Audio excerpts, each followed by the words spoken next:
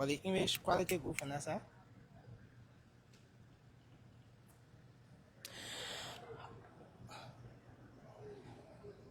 Well, folks, a pleasant good afternoon from Monrovia. This is Spoon TV. My name is Nelson Collier. We are coming to you live from the grounds of the legislature, precisely from the Senate wing of the Liberian legislature. And yes, the time right now is 4 minutes past 12 noon in Monrovia. And at the moment, we thought to provide a brief update with respect to happenings here on the grounds of the legislature, precisely at the Liberian Senate. We want you to firstly give us an update on the audio quality. Let us know what the quality of the audio is like, as to whether it's something good enough for us to work with. We want you to quickly give us an update on the audio quality. Let us know as to whether the audio quality is good enough for us to work with. We want you to just give us an update here quickly on what the quality of the audio is like here as we start this very important live update here from the grounds of the legislature. Again, I want to say thanks to all of you joining us. This is Spoon TV. We are coming to you live from the grounds of the legislature. We're looking forward to getting more updates from you. What's the audio quality like? We want your feedback on that. So I'm getting updates now. The feedbacks are coming in. It says the audio is good, the audio is excellent. Another one says yes, the audio is very good. All right. So again, I want to say thanks for joining us. So right now we're live on the grounds of the legislature, precisely at the Senate wing of the legislature here. And from where we stand, on the House's wing, at the far end there, you see that the Speaker's vehicle is already parked. The representatives, 73 representatives from across the 73 electoral districts of Liberia are already seated as we speak. The session is ongoing at the grounds in the chambers of the House of Representatives. So in the House's chambers, the session ongoing now. The Speaker's vehicle parked in the usual location, and on the far end there, which we're a little bit away from, you have the representatives, their own vehicles already parked there. So that's the House's wing. On the Senate wing, where we're standing right now and broadcasting to you, you have several vehicles belonging to senators. But let's firstly start with the vice presidential motorcade. As you see right before us there, that's the VP escort, the vice president of the Republic of Liberia, who happens to be the president of the Senate, is here at the moment. And on the far end there, you'll see the vehicles of other senators from different counties. They're already here. We have over 15 senators here already ahead of the session. But what the situation is here now is that today's session is yet to begin with the time already at 12 noon. We're yet to see the start of the today's sitting or the session today at the level of the Liberian Senate, where the House of Representatives is already ongoing. The folks are in the chambers. They carry on the regular business. But on the grounds of the Senate, no, that's not the case. At 12 noon, the senators are yet to go to the main chambers of the Liberian Senate, where they are expected to do the Liberian people's business. But what we've gathered so far is that the senators are in a consultative meeting at the moment. So that's part of the reason why they're yet to begin the official session, to begin session today. They're in a consultative meeting. And immediately after that consultative meeting, we're going to see the senators moving on. But we thought to give you a quick flashback on the activities, since in fact we didn't bring you this regular update on Tuesday and on Thursday of last week. We thought to give you to go back a little to bring you up to speed with some of what has been happening here on the grounds of the legislature. Well, 1 week ago, the legislators returned. The senators convened the third quarter of the second session of the 54th legislature. And as they convened session here on last Tuesday, there were lots of issues. I mean, first thing is that whenever the senators come back from their break, where they're expected to engage with their constituents, engage with the people in their different counties, and know what the issues are, the challenges are from those respective counties that they represent, they will usually come back and provide a briefing. That briefing will say exactly what the issues are, what the challenges are in the counties, from the engagement they had with the people in those different counties, what the real issues are that are affecting the people in their counties. And so the 15 senators have been doing just that.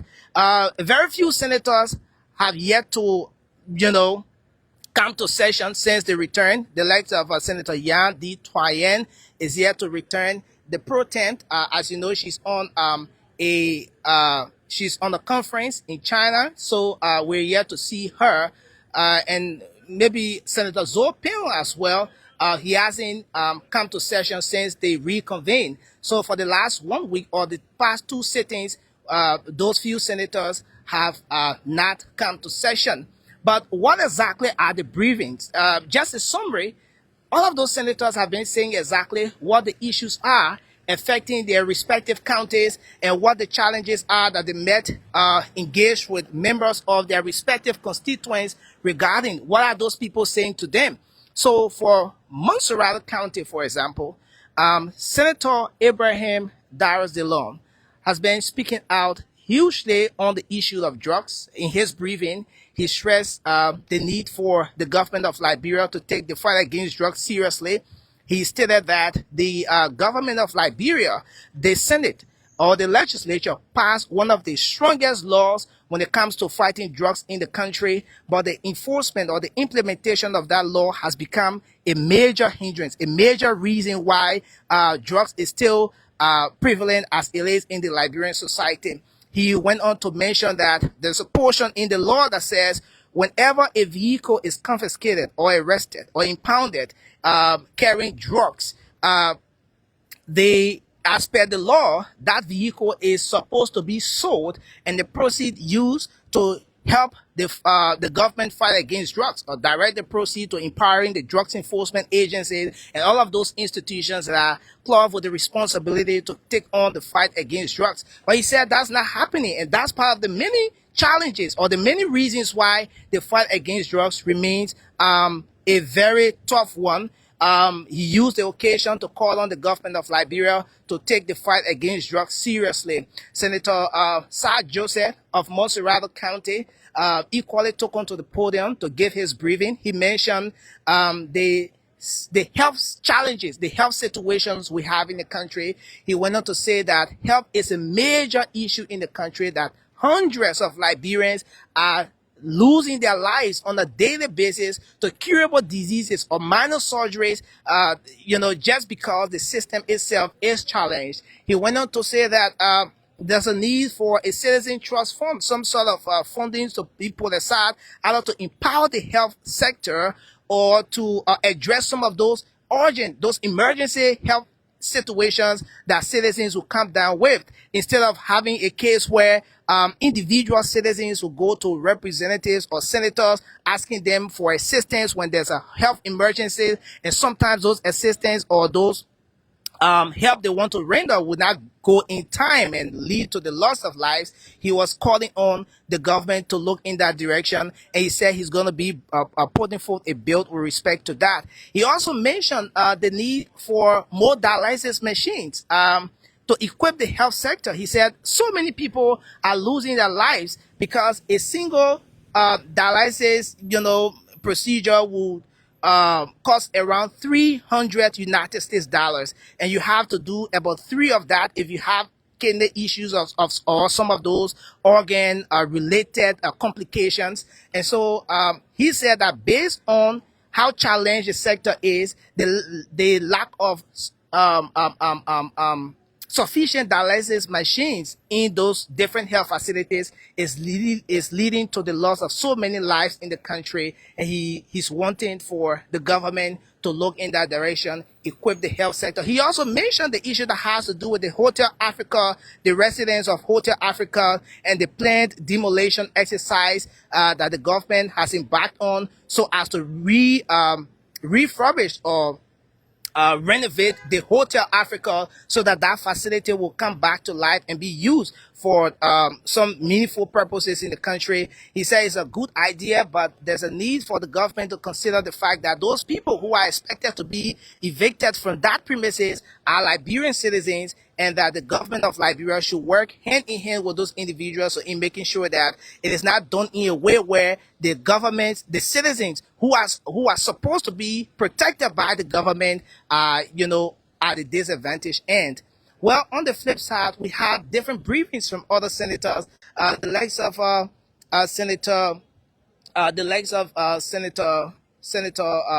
Wellington Jeevan Smith, who mentioned the issue of you know, pliable roads within his county, Rivers County. He said the roads are pliable. He went on to appreciate the government doing his briefing for making sure that the people of Rivers County, for the first time since post-war Liberia, since the silence of the guns, that for the first time the people of Rivers County were able to go through another rainy season without getting stuck in the mud, without spending days on the road just to have access to the county. He says the roads in his county are very pliable, and he used that time to appreciate the government of Liberia for making sure that development is spread across to that part of the country. But on the flip side, his colleague from Rivers County as well, Senator Bill Torrey, went on to say that, well, during his briefing, he said he appreciated the previous administration, the CDC government, for starting something that has now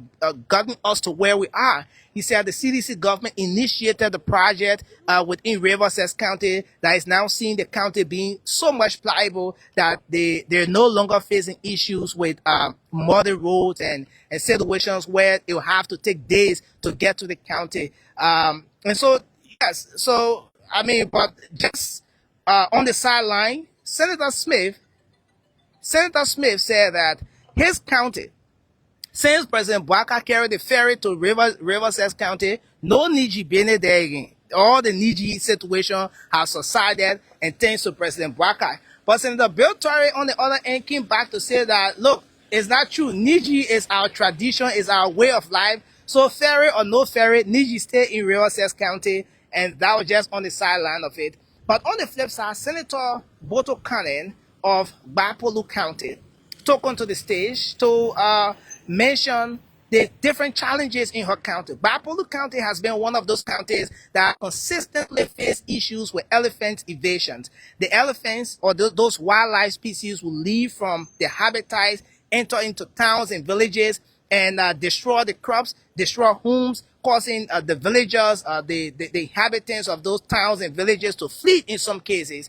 Well, she says it's still a major problem in the county. The people in her county are still complaining about it, and the government needs to take some serious steps towards that. The elephants are in Bapolu County, they're invading the county, and there's a need for the Forestry Development Authority, the government of Liberia, or institutions are concerned to make sure that this particular issue is addressed. But importantly, she also mentioned the issue of corruption. She says the superintendent of the county, other officials of the county have been indicted in the corruption scandal, and that she was disappointed that the president is yet to take an action following the indictment of the superintendent. She said usually when indictments take place, especially involving these kinds of public officials, there's a need for the government, there's a need for the president to either suspend those individuals or dismiss them while they undergo investigation. But they cannot preside over the resources of the county or of those institutions that they had and, you know, go on with the court process. So she said that was a serious disappointment. She called on the president to take the necessary action. Just within that time, we saw the two senators of Lofa County, Senator Momo Cyrus and Senator Joseph Jala, chit-chatting in the background with respect to the situation at the Lofa County Community College as well, where the entire board of the Lofa County Community College, Lofa County University, have been investigated by the LACC, indicted by the court, but there's yet to be a single suspension at that institution. Well, on the flip side, the other senators, the legs of Senator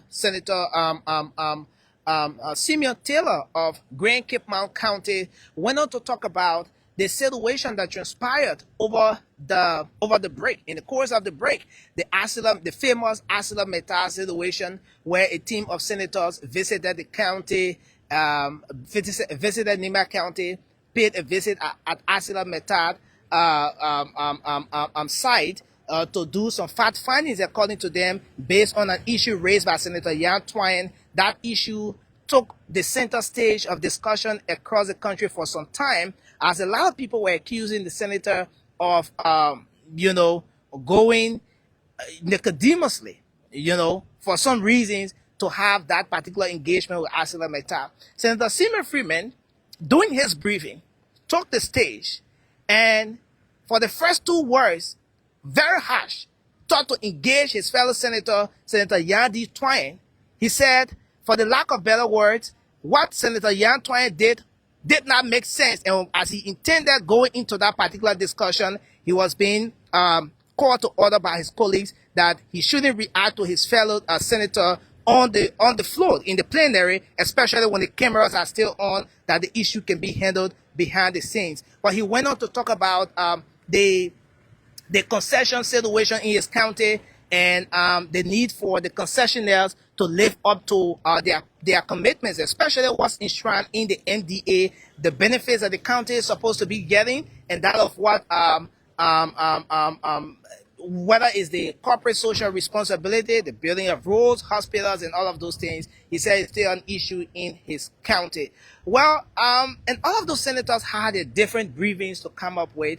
There are different issues that they outlined. Senator Boschard, same way, on the flip side, was talking about a hotel facility at the SKD Sports Stadium that's supposed to be used for the national team of Liberia. And since after the war and all of that, that hotel facility has been leased to a foreign company or a private company, and those people are making use of it, while the national team that is supposed to be making use of that facility has absolutely no access, that in most cases you have to rent hotels and all of that, pay extra money to other institutions just to host the national team. He was calling on the Liberian Senate or the government of Liberia to take some actions to ensure that that facility is being used for the national team. But on the flip side, he also mentioned that when Liberia won a game against the Ghana Black Star, I think 1980 something, there was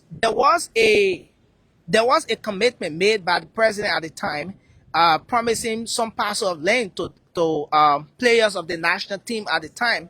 But he said at the time he was one of those on the national team. He was one of the players on the national team, not senator at the time. But since then, the government is yet to make true to the promise. He was calling on the Liberian government to ensure that those promises are met. So those were just a few of the different briefings on the floor of the Liberian Senate. The president of the Senate has presided. He presided for the first time on Thursday. And now most of you are aware that there has been this situation between the vice president of Liberia and the senator of Nima County, Senator Samuel Koga. At some point, the vice president had to take on to the media to say that he doesn't have any issue with Senator Koga, their brothers, and all of that. So the vice president presided on Thursday. But interestingly, the vice president walked in.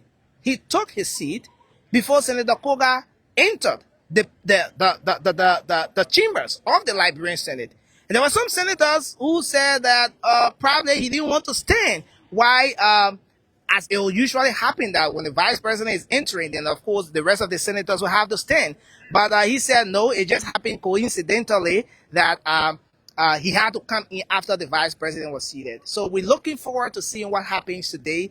The agenda is being prepared. The senators are expected to very shortly get in the chambers of the Senate to begin business today. So we look forward to seeing what happens. There has been a communication from the president at the Liberian Senate with respect to confirmation of some officials of government where necessary and where applicable. And you also have a communication at the Senate as well from the president's office for the establishment of the Civil Service Commission. So there has been the first reading, there has been the second reading, and the third reading is expected to take place today. And right after the third reading, that communication is going to go to a committee, after which they're going to make a decision on it and get back to plenary. So these are just a few of many briefings, many activities here at the Senate. We look forward to see what happens today.